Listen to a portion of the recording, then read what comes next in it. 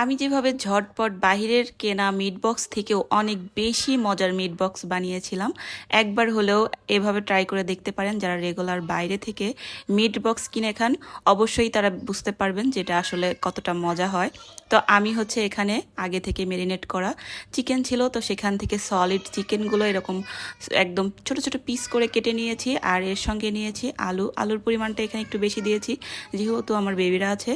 আর এখানে দিয়ে দিলাম ময়দা, একটু গোলমরিচ গুঁড়ো, আর হচ্ছে একটু স্বাদ মতো লবণ দিয়ে এটা এখন ভালো করে একটু মিশিয়ে নিচ্ছিলাম আর কি। তারপরে এখন ভালো করে ফ্রাই করে নিলেই কিন্তু হবে।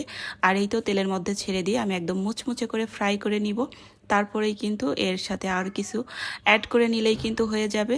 আর এই তো আমি কিন্তু এখানে বাটিতে নিয়ে নিয়েছি, যদিও এটা আমার বক্স হচ্ছে না, মিট মিট বাটি হচ্ছে আর কি। যাই হোক, তো গাজর আর হচ্ছে একটু শসা লম্বা করে কেটে নিয়েছিলাম। আর সেই ভাইরাল যে মেয়োনিজটা থাকে না, সেটা কিন্তু বানিয়ে নিয়েছিলাম। তার সঙ্গে একটু টমেটো সস আর একটু লেবু দিয়ে এটা এখন ভালো করে মিক্সড করে পরিবেশন করে নিলেই কিন্তু হয়।